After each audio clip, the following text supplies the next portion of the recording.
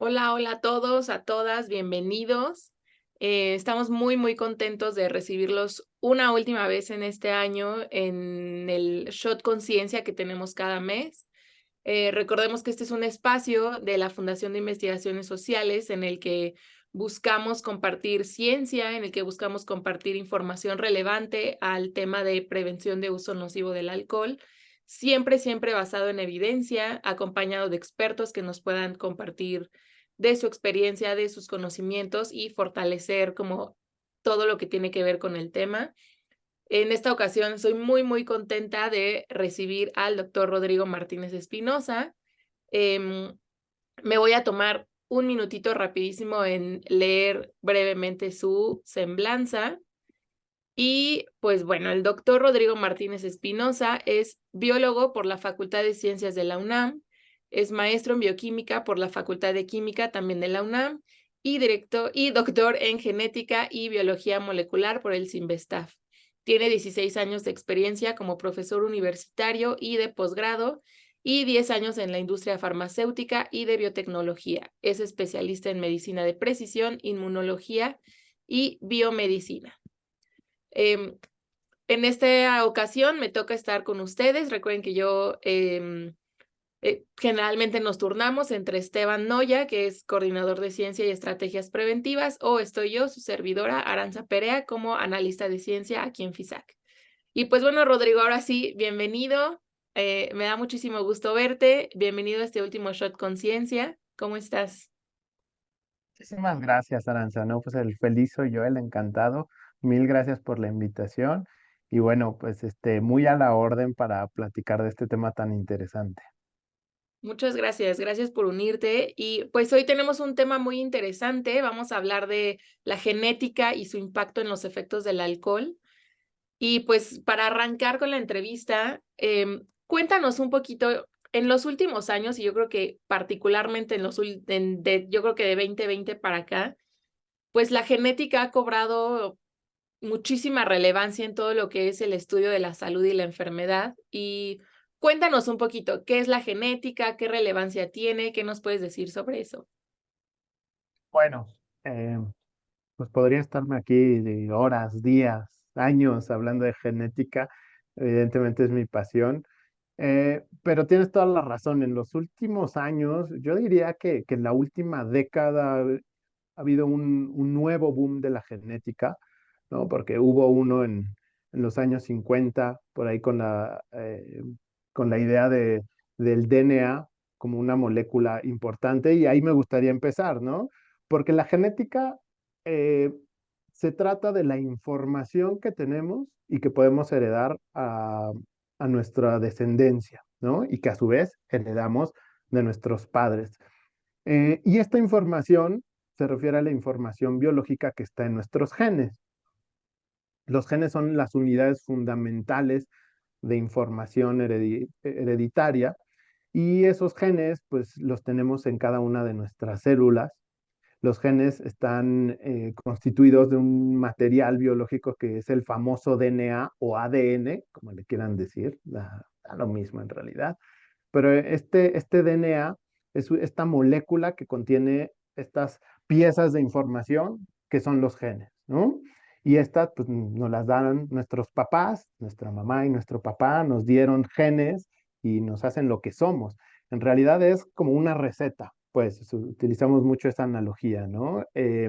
La receta de cómo hacer una Aranza, cómo hacer un Rodrigo, cómo hacer cada uno de nosotros viene ahí en nuestros genes, ¿no? Entonces, eso nos constituye o es gran parte de lo que nos constituye, porque la genética siempre está acompañada de los factores ambientales. Eso también siempre hay que decirlo, siempre que hablamos de genética, no podemos hablar en abstracto, así como, la genética existe en una esfera. No, la genética existe, pero siempre en un entorno, en un contexto social, cultural, ambiental, etcétera, etcétera. Y pues en los últimos años, justamente los pasos que se han dado agigantados en genética es porque primero, a partir de la década de los 90, conocimos el genoma humano, es decir, ya sabemos todos los genes que constituyen a un ser humano. Eso es pues asombroso. Y también sabemos para qué sirven la mayoría de esos genes, ¿no? Es decir, cuál es su papel biológico, su función dentro de nosotros. Todavía nos falta muchísimo. Apenas estamos entendiéndole a muchas de esas cosas. Y no solo de los seres humanos, es igual de importante la genética de muchos otros organismos, plantas, animales. Y hace poquito nos dimos cuenta la genética de los virus con el SARS-CoV-2, es el agente causal de la COVID-19, que todos vivimos y sufrimos de esta pandemia. Pues la genética tuvo un papel sumamente relevante porque supimos el genoma, es decir, las instrucciones del virus, y con base en ese genoma se realizaron estrategias preventivas, diagnósticas. Muchos nos metieron ese isótopo en las narices horrible, ¿no? Hasta el cerebro se sentía. Bueno, era para extraer el material genético del virus y poder diagnosticarlo. Y las vacunas, las famosas vacunas de RNA, que también se hicieron gracias a que se conocía la genética del virus. Entonces, sin duda alguna, estamos viviendo una enorme revolución, y eso por dar algunos ejemplos de muchísimos que tenemos sobre la genética. Ay, qué interesante, que siempre ha sido muy interesante cómo, pues, esto ha tenido tanta relevancia en vacunas y en tratamientos a distintas enfermedades, o incluso en diagnósticos, que también, pues, mucho es como algunos tienen un carácter 100% genético y de ahí se sabe qué pasos tomar, ¿no? Y ya relacionándolo un poquito con el tema del alcohol, pues no sé, todos escuchamos así, como cuando alguien empieza a beber alcohol o cosas así, como de: "Ay, no, yo creo que yo no metabolizo bien el alcohol. Ay, no, yo creo que yo tengo así, como que algo me ha de pasar", como que tenemos como muchas ideas en relación con esto, y quisiera preguntarte, pues, ¿cómo se relaciona la genética con los efectos que tiene el consumo de alcohol en el cuerpo? Muchísimo. Realmente están íntimamente relacionados. Me gustaría decir primero dos cosas. Una, eh, que nuestra genética nos predispone a muchísimas cosas en la vida, prácticamente todas ellas. Y hablando en particular de las enfermedades o de estados de salud, sabemos que prácticamente todas las enfermedades tienen por lo menos un factor genético, ¿no? Algunas que ese factor genético es eh, primario, es el agente que realmente causa la enfermedad, y otras en donde tiene un papel más bien secundario, pero todas las enfermedades, prácticamente todas las enfermedades tienen un factor genético asociado, ¿no? Entonces, esto lo menciono porque antes se pensaba que había enfermedades que no tenían nada que ver con la genética, ¿no? Que era pues porque me infectó un bicho, un COVID, o me infectó una salmonela fuera de los tacos del metro. Entonces, no tiene nada que ver con mi genética, tiene que ver con que me comí unos tacos afuera del metro. Bueno, hoy sabemos que la genética sí tiene que ver aún en esas enfermedades infecciosas. Y esto nos ha pasado con el alcoholismo, ¿no? Y todo lo relacionado al alcohol. No quisiera nada más hablar del alcoholismo como una enfermedad, sino en general del alcohol, porque resulta que una de las actividades que han hecho los seres humanos desde que son seres humanos es el consumo de alcohol, ¿no? Eso también, como biólogo, uno aprende rápidamente que evolucionamos para poder metabolizar el alcohol. Entonces tenemos un sistema metabólico, ¿no? Que nuestro cuerpo sabe bastante bien cómo procesar el alcohol. No me quiero ver muy bioquímico para no aburrir a nadie, pero es un metabolismo muy sencillo. Transformamos el alcohol con una enzima que se llama la alcohol deshidrogenasa, que seguramente la han hablado y la han visto mucho, el- en aldehídos, ¿no? En productos aldehídos, y luego esos aldehídos eh, en productos cetónicos, ¿no? Con la aldehído deshidrogenasa. Entonces, saco ese metabolismo porque esas dos enzimas que son el pilar del metabolismo del alcohol, alcohol deshidrogenasa y aldehído deshidrogenasa, eh, pues tenemos genes que las forman, ¿no?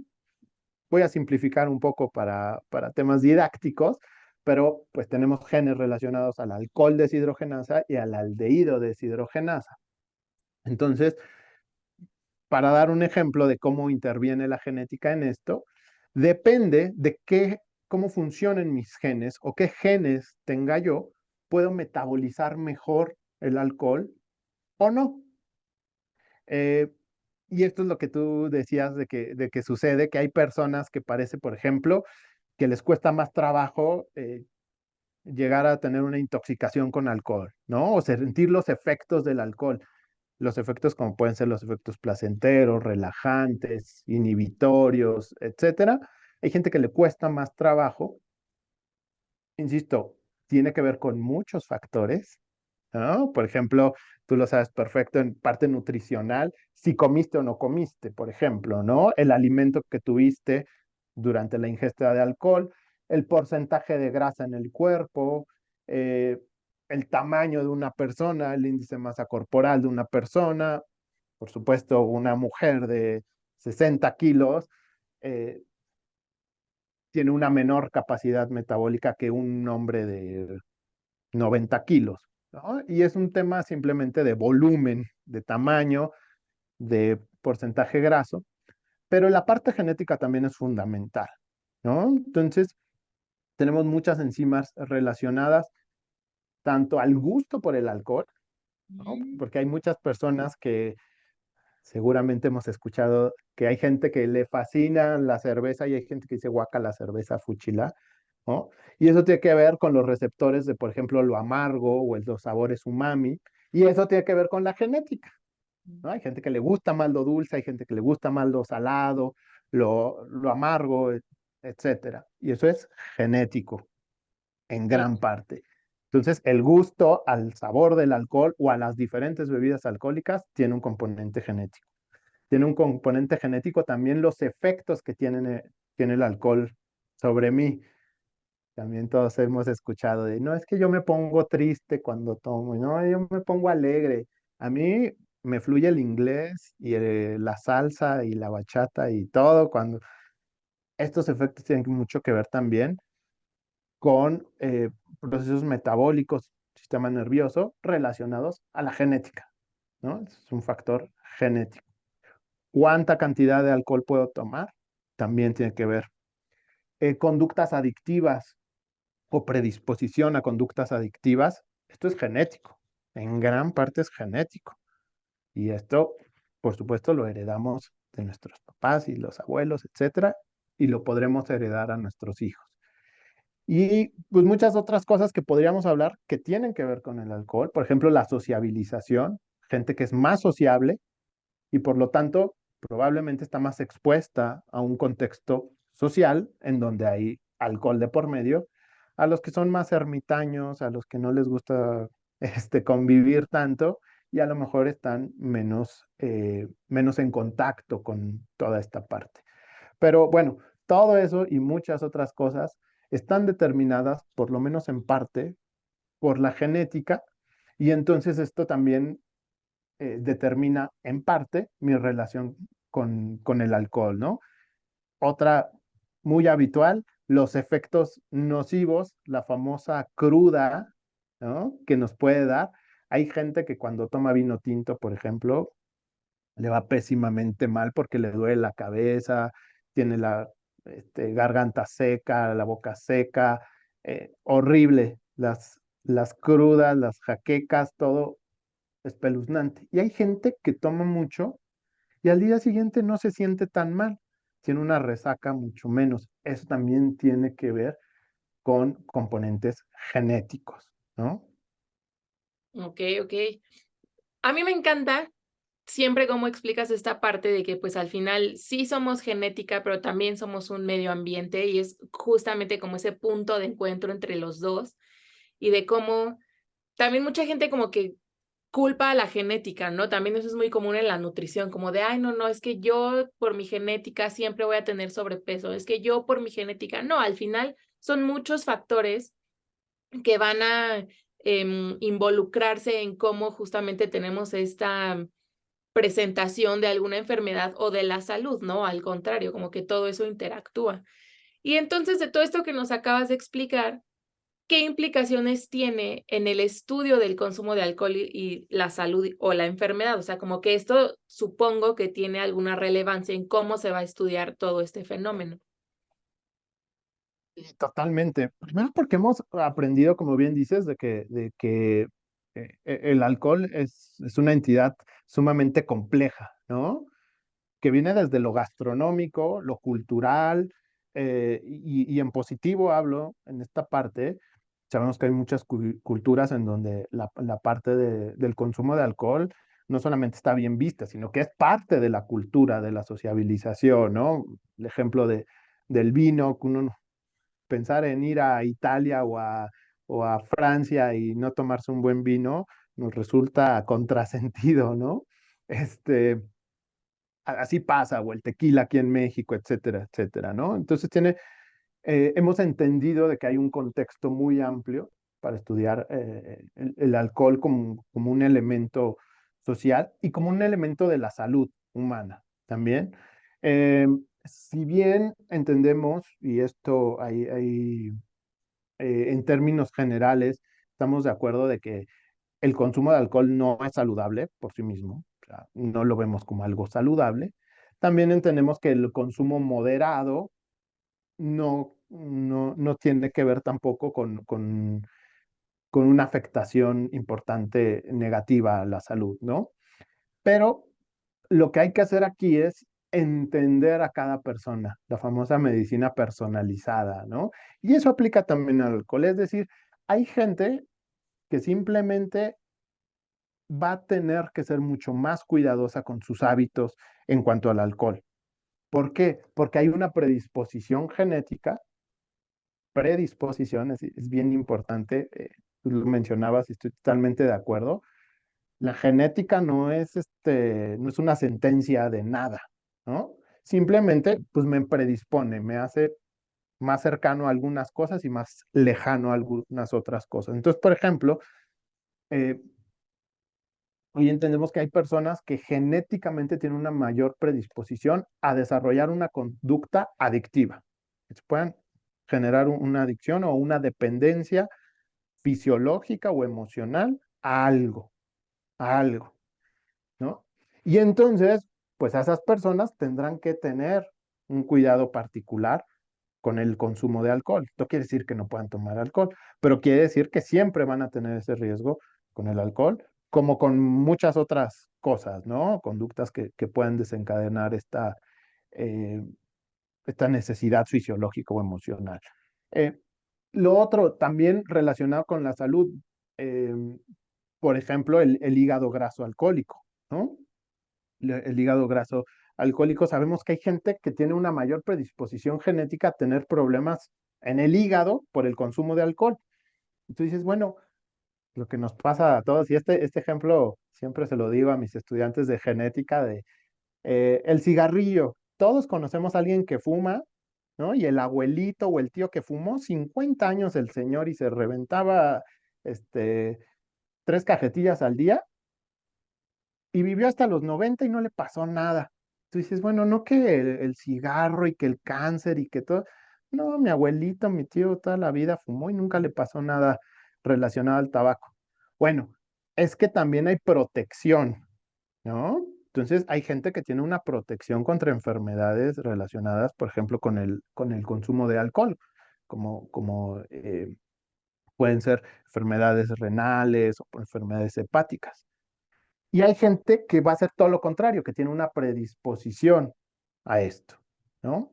Entonces, eh, creo que mientras más entendemos cómo la genética de un individuo, de cada uno de nosotros, nos hace relacionarnos diferente a cosas como el alcohol y nos conduce a riesgos diferentes. No va a ser el mismo riesgo que tenga yo por tomar 2 o 3 copas al día que el que tenga cualquier otra persona, porque mi genética no es igual, mi contexto no es igual. Eh, conforme vamos entendiendo esto, también podemos aconsejar a las personas en temas de salud, justamente decir, oye, ¿sabes qué? Tú mejor ni una copita, Ujú. aléjate, no nos conviene estar ahí. Y hay otras personas que pueden incluso tener, disfrutar el consumo de alcohol de una manera, por supuesto, moderada, de una manera consciente, y decirle, sí, no pasa nada, se vale que tú lo puedas hacer, tú no estás en ningún riesgo, ¿no? O tu riesgo es bajo de este tema particular relacionado al alcohol. Y así hay que hacerlo con cada tema, este, temas, psicológicos, psiquiátricos, como la depresión, el suicidio, etcétera, también se han relacionado con el alcohol, pero tienen un componente genético al final del día, ¿no? Entonces, no va a ser lo mismo cuando un profesional de la salud, por ejemplo, un psiquiatra, tenga un paciente que tiende a la depresión, que tiende a la tristeza, que tiende a la ansiedad, ¿no?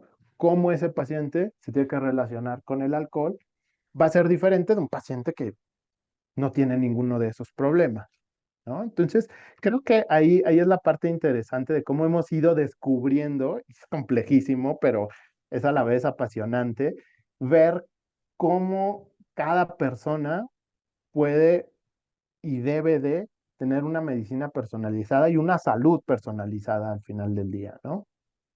Sí, ay, me encanta esto último que dijiste, porque creo que le pasa a muchos profesionales de la salud como cuando alguien tiene una pregunta o algo así, y que uno les aplica el famoso, pues depende, ¿no? Y como que todos es así de no, todos quieren una respuesta absoluta, que pues al final, justamente esto que nos platicas de lo complejo que es abordar este tema, pues no hay una sola respuesta, hay que evaluar siempre como que el contexto y lo que estás diciendo, esta medicina, esta nutrición o esta parte personalizada en cuestión de recomendaciones de salud, que pues al final ojalá fuera fácil, ojalá solo hubiera una respuesta, pero pues como bien dices, todos tenemos una receta diferente que nos hace distintos y por eso no hay una sola recomendación. Y esto mismo yo creo que hace también muy complejo como que la parte de la investigación, ¿no? Yo supongo que no ha de ser fácil tener a una población, tener a otra, compararla y cositas así. Entonces, sabemos que eso significa como que complejidad a la hora de estudiar el consumo de alcohol en las poblaciones. Entonces, ¿cómo ha ayudado la genética? ¿Hay estudios mejores que tengan una base metodológica genética? ¿Cómo se pueden diferenciar de los que son, pues, meramente observacionales y que no hay, pues, intervención alguna? ¿Qué nos puedes decir sobre eso? Bueno, pues eso es también otro tema de clase de posgrado para un semestre entero, de metodología de la investigación. Mira, aquí surge algo muy, muy importante con el alcohol y como surge con muchos otros temas, ¿no? Es muy poco ético hacer experimentos con alcohol. Es decir, yo no puedo agarrar un grupo de personas y decirles, bueno, a partir de hoy todos se tienen que tomar este, 300 mililitros de vodka al día, ¿no? No es ético. O sea, y los comparo con los que no toman vodka o comparo unos que toman whisky con toman. Entonces, no puedo hacer ensayos experimentales en personas, en humanos. De principio, esto es una gran limitante y gracias a Dios es una limitante en el sentido de que no podemos romper esas barreras éticas que tiene la investigación y la salud y la ciencia. Entonces, no podemos hacer ningún ensayo experimental con seres humanos. Pero esto pues, te deja justamente lo que tú dices, un problema metodológico. Entonces, ¿cómo veo? Pues si el alcohol es bueno, malo, qué tanto, si es mejor algún tipo, que es lo que mucha gente pregunta, oye, ¿sí es cierto que es mejor el alcohol este que el otro? O ya me dijeron que no subo de peso con tal y tú, uno escucha a cada cosa, que bueno. De Eh, todo. Dentro de las metodologías, una que hemos platicado y que ha surgido en los últimos años, es bastante moderna. A partir de 2010, 2013 son las primeras publicaciones de la aleatorización mendeliana, ¿no? Que ha estado mucho de moda últimamente. Ha habido un boom en los últimos 4 o 5 años, yo creo, de este tipo de estudios. Eh, y nada más el nombrecito ya te habla de algo muy raro, ¿no? Aleatorización mendeliana. Bueno, eh, te la explico muy rápido o intento explicártela muy, muy rápido y por qué ha sido tan importante este punto de vista genético en la investigación clínica. La teorización mendeliana es básicamente, son estudios de corte observacional, pero que no es el observacional clásico como podemos ver casos y controles, o por ejemplo estudios de corte que se utilizan muchísimo, o estudios transversales. Eh, el gran objetivo de la teorización mendeliana y de la metodología como tal es ver correlaciones causales. Es decir, genéticamente, y me voy ya a la parte genética y pongo el ejemplo del alcohol. ¿Qué tal si yo tengo un gen, por ejemplo, de una de estas enzimas de la alcohol deshidrogenasa, ¿no? Que me permite metabolizar muy rápido el alcohol. Entonces yo puedo tomar grandes cantidades, relativamente importantes cantidades de alcohol, sin entrar en un estado de ebriedad, ¿no? Genéticamente tengo esa capacidad, ¿no? que, que pasa mucho en muchas poblaciones, todos conocemos gente que aguanta mucho. Bueno, eso muchas veces tiene un trasfondo genético, ¿no? Pero ahora yo lo quiero ligar a lo mejor con enfermedad cardiovascular. El alcohol puede causar más infartos o menos infartos. Es muy difícil hacerlo en los estudios clásicos. Primero, porque no puedo agarrar a una persona y darle alcohol hasta que le dé un infarto, no es ético, ya lo dijimos. Y segundo, porque muchas veces hay confusores, perdón, factores asociados que te meten mucho ruido. Por ejemplo, el consumo del alcohol y el consumo del tabaco, ¿no? Entonces, a lo mejor tú dices, a ver si esta persona que toma alcohol tiene más accidentes cardíacos del corazón. Bueno, pero resulta que muchas de las personas que toman alcohol también fuman, por ejemplo, o también se desvelan, o tienen una mala dieta, o no hacen ejercicio. Entonces, se vuelve muy complicado, muy complejo, como que nada más agarrar la parte del alcohol, que es la que a mí me interesa, y quitar todos los demás confusores, ¿no? Que me meten confusión, pero en la vida real eso es casi imposible. Entonces, lo que se ha hecho es ver personas que desde el día de su nacimiento nacen con una variante genética, ¿no? Con una mutación genética que hace que esa, por ejemplo, que aguanten más alcohol, ¿no? Y se compara con personas que tienen otra variante genética que hace que aguanten menos alcohol. Entonces es como un experimento de la naturaleza, es como si yo pusiera a los que aguantan mucho alcohol y a los que aguantan poco alcohol, ¿no? Yo no tengo que hacer nada, no es experimental porque realmente el investigador no hace ningún experimento. Digamos, es la misma naturaleza que pues te dio una variante u otra. Y las variantes, pues al final del día, si la heredas o no la heredas, tiene un componente de azar, que por eso se llama aleatorización. Porque en realidad, si a mí me tocó el pelo de mi papá y los ojos de mi mamá y la altura fue al azar, ¿no? A algunos les va muy bien y heredan lo mejor de cada padre, ¿no? Y a algunos les va muy mal y heredamos pues, lo peor de, híjole, yo quería ser alto como mi papá y salí chaparro como mi mamá y quería tener el pelo chino como mi mamá y salí con el pelo lacio como mi papá. Es al azar, ¿no? Entonces, historia larga, corta, la naturaleza es la que hace esta al azar, nos da factores y yo puedo comparar una persona que genéticamente tiene el factor de metabolizar más alcohol y una que tiene el factor de metabolizar poco alcohol y veo si a lo largo de sus vidas tienen diferentes eventos cardiovasculares, es decir, si a uno le da un infarto más pronto que a otro, ¿no? Y eso lo hago con cientos de miles de personas que comparten esta característica genética y entonces al final del día yo puedo decir, mira, sí, todas las personas o la mayoría de las personas, un gran número, porcentajes de personas que resisten más alcohol, tienden a tener menos infartos. Por ejemplo, estoy diciendo una locura así a bote pronto, ¿no? Pero eso me indicaría que el alcohol sí puede estar relacionado a los infartos, porque una persona con la genética de protección, consumo de alcohol, tiene menos infartos, ¿no? Entonces, ahí ha servido muchísimo. Eh, tiene muchas limitantes. también es cierto, las metodologías observacionales, incluyendo la aleatorización mendeliana, tienen muchas limitantes. Están sujetas a muchos sesgos, a muchos confusores, pero parece ser que es una de las mejores metodologías a nivel epidemiológico y que nos va a resolver muchos problemas, o por lo menos nos va a acercar a las respuestas de muchos problemas en los próximos años. Okey, okey. No, pues qué interesante, porque, creo que al final es también buscar algo que pueda representar a una población de interés, ¿no? O sea, eso también es importante.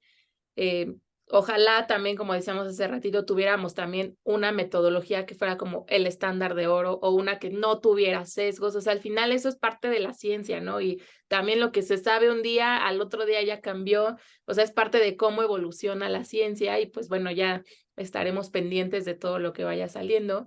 Y ya por último, a mí me encantaría escucharte todo el día, platicarnos de todo lo que estamos hablando, pero creo que ya lo decías también hace un ratito, pero me gustaría que dieras como que un último resumen de, pues, al final, después de todo lo que acabamos de platicar, em, cómo pueden los profesionales de la salud utilizar toda esta información para abordar de forma más efectiva los problemas relacionados con el alcohol? O cómo un profesional de la salud puede contestar, o qué decir, o qué sería lo mejor. ¿Qué nos puedes decir ya sobre eso para terminar?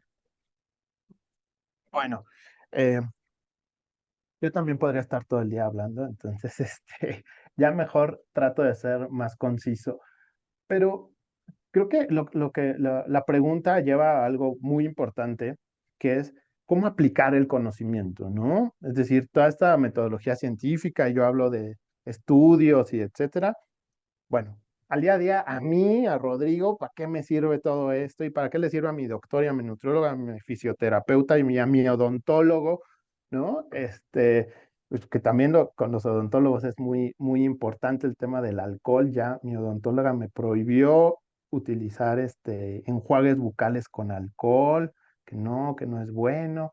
Pero bueno, a ver, primero, yo les diría, siempre hay que ver un paso atrás, la historia familiar, ¿no? Yo creo que esto es algo que se nos pierde a muchos profesionales de la salud, lo digo con mucho respeto y cariño, pero ¿cuántas veces nos llega una persona con la nutrióloga que dice, yo quiero bajar 20 kilos, ¿no? Y pareciera que ese es el objetivo de uno como profesional de la salud, bajarle los 20 kilos, pero no, ese es el deseo del paciente. Pero ese deseo tenemos que primero verlo como un profesional de la salud. Es decir, lo primero que me debe de preocupar es la salud de mi paciente y luego tener un objetivo, por supuesto, alineado. Eso va de la mano. Igual con el médico. Va a llegar y le va a decir, me duele la cabeza, ¿no? Ah, bueno, el objetivo del médico no es quitarle el dolor de cabeza, es restaurarle la salud, ¿no?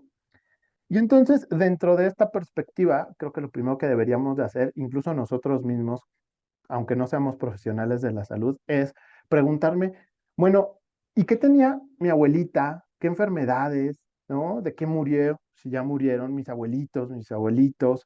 Incluso preguntar, porque muchas veces no sabemos. Oye, mamá, ¿y de qué murió mi abuelita? ¿No? ¿De qué murió mi abuelito? Todavía siguen siendo algunos temas tabús en nuestra sociedad, etcétera, que lo dificulta, pero ciertamente hay que hacerlo y hay que abrir estas cuestiones, ¿no? También ver de mis hermanos, mi familia, todos, tenemos temas mentales, tenemos temas de salud, de hígado, de riñón, de cerebro, vaya, a todos nos va a fallar algo tarde o temprano, es un hecho en la vida, no pasa nada, pero hay que saber qué es lo que tiende genéticamente. Y hacer genética es muy fácil, es preguntarle a mis papás, ¿no? Primero que nada. Segundo, también hay estudios, y eso es verdad, y ya viéndonos muy pros, puede mandarme a hacer un estudio de nutrigenómica, un estudio de riesgo cardiovascular. Existen estos estudios, yo les aconsejo que vayan con un profesional de la salud, con alguien que estudió eso, y le pregunten acerca de este tipo de estudios, si es que es de su interés, y esto también nos puede dar luz. Creo que cada vez más eh, en muchas áreas de la medicina, de la nutrición, de la fisioterapia, de medicina del deporte, por ejemplo, se utilizan más estos estudios y pruebas moleculares para ver la genética que uno tiene y así también tomar acciones preventivas de salud. Y segundo, bueno, y tercero, hacerle caso a nuestro cuerpo, ¿no? Algunas cosas muy, muy básicas. Si yo cuando tomo me siento al día siguiente de la fregada, pues no tomes tanto. O sea, parece muy, muy evidente, muy de perogrullo esto de, oye, si lo estás sufriendo. No, si ya sé, si veo que mi hermano tiene un problema, mi papá, mi tío tiene un problema con el alcohol, pues tú no te metas a esa parte, ¿no? Puede ser que tengas esta parte eh, que te hace más propenso. Incluso nos pasa cuando dices, híjole, ya pasó una semana y necesito ir al barecito, necesito salir con los amigos para tomarme una cerveza, una cuba, algo.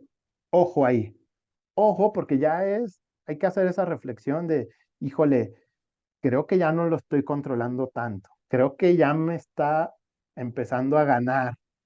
Y antes de que suceda, escuchar a nuestro cuerpo, escuchar a nosotros mismos y tomar las acciones de, ¿sabes qué? No, le voy a parar un poquito, ¿no? Un pasito atrás, voy a dejarlo, ¿no? Y luego continuamos, pero haciendo una pausa en el medio, ¿no? Entonces, eh, en ese sentido, creo que el profesional de la salud siempre debe de tener esta obligación de indagar un poco más en la genética, si es necesario y si el paciente también lo requiere, hacer estudios específicos genéticos que existen, que hay, y también preguntarle mucho a las personas cómo te sientes, ¿no?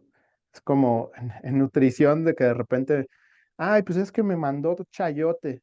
Ah, pues come chayote. No, o lo odio, o sea, guácala, horrible, ¿no? Entonces, tú dices, ¿qué se le ocurrió a la doctora preguntarle si le gustaba eso o no antes de mandarle comer chayote 3 veces al día durante 3 meses? ¿No? Estoy exagerando, por supuesto, pero así tenemos que empezar, ¿no? Y termino con esto, nada más, alguna vez un paciente que, que tomaba bastante, le pregunté, oye, ¿cada cuánto tomas? Y me dijo, todos los días. Le digo, bueno, ¿en promedio todos los días? No, no, no en promedio, nada. Yo todos los días de mi vida, en los últimos 35 años, tomo alcohol. Le digo, bueno, ¿qué te tomas? ¿Una copita de vino? No, no, no, 6, 7 copas de vino. Y era así como, wow. Le dije, bueno, ¿estás dispuesto a dejarlo? Y me dijo contundentemente no. Había muchos temas atrás, etcétera, ¿no? Pero me dijo, no. A ver, Rodrigo, ¿a quién engañamos? No lo voy a hacer, no lo quiero hacer, no estoy dispuesto, olvídate. Y entonces la labor ahí era más bien de regular la cantidad, ¿no? De, oye, date un descanso a la semana, un día a la semana, ¿no? Ujú. Regula esto, ¿no? ¿Qué bebidas te caen bien? ¿Cómo intercalar? Y ahí también preguntarle al médico, a la nutrióloga, oye, intercalar, por ejemplo, agua entre el consumo de bebidas, ¿no? Mantenerse bien hidratado, por ejemplo, ¿no? Comer antes, eh, escuchar al cuerpo. Eso creo que también es fundamental que lo hagamos todos como pacientes y como profesionales de la salud. Sí, no, pues totalmente de acuerdo contigo en esa última parte que al final, como decíamos también hace ratito, somos genética, pero todo lo demás que puede influir, pues ayudarle a esa genética que no me sea como más bien un, un obstáculo en obtener salud o en seguir estando saludable y al contrario, como cuidar justamente todos estos factores que pueden influir en ella. Pues Rodrigo, te digo que a mí me encantaría escucharte más tiempo. Agradezco mucho que nos hayas acompañado en este Shot Conciencia. Ya es el último del año. Agradezco a todos los que nos han estado escuchando mes con mes. Cerramos ahora sí que con broche de oro y pues ya saben que este y todos los demás shots están disponibles en nuestras plataformas. En nuestras redes sociales nos encuentran como Mitos Alcohol, nuestro portal Alcohol Infórmate. Y pues de parte de FISAC les deseamos a todos felices fiestas y ya nos veremos el próximo año. Muchas gracias, Rodrigo. Mm. Gracias. Feliz año.